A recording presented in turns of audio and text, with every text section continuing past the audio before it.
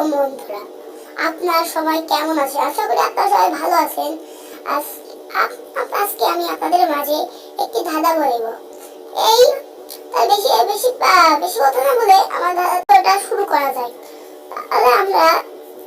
তাহলে আমি ধাঁধাটা বলি, শোনেন তাহলে। চলছে কিন্তু হাঁটছে না, কি কে জিনিস তা বলো না।